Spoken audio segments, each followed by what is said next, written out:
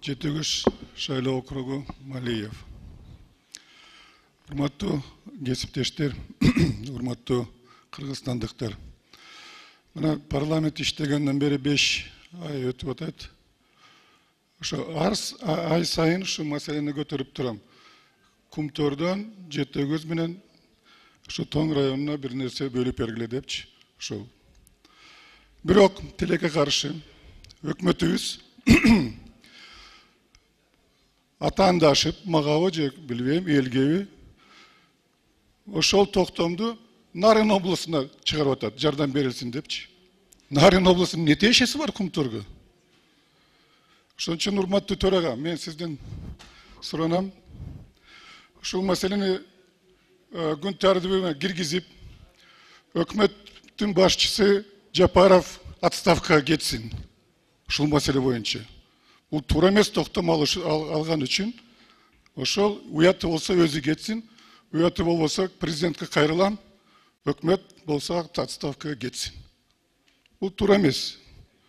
Эмне тиешеси бар Нарын облусунда? Ансыз деле Кумтор бүт республикага өзүнүн жардамын салып жатпайбы? Ошон үчүн мен дагы бир жолу айтып коеюн. Ушул маселени күн тартибине киргизебиз. Өкмөт болсо отставкага кетсин. Ушул ким кол койгон ушул токтомго? Бардыгы кетсин. Алмазбек Акунжанович, ушуну президентке жеткизип айтып коюңуз. Болбосо президент чара көрсүн, өзү эле отставкага кетирсин Жапаровду. Рахмат. Арсланбек Касмаконович, негизи Кыргызстан бардыгыбыздын мындайча айтканда кайсыл жер болбосун бирдей каралып бөлүнүп бергени жакшы. Кайсы область болбосун. Ал эми сиз көтөргөн маселе боюнча дагы эгерде болсо бөлүп берсе андан да жакшы болот.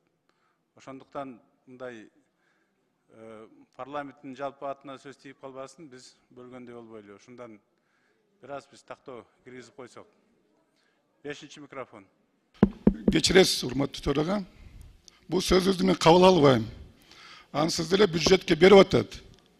Тиешелүү бюджеттин аркылуу ар бир область алып атат. Аны билесиздер жакшы. Ошон үчүн бул маселени мен дагы бир жолу коюп атам. И дагы талап кылам, мен сураган жокмун, талап кылам.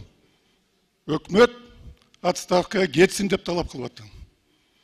Рахмат.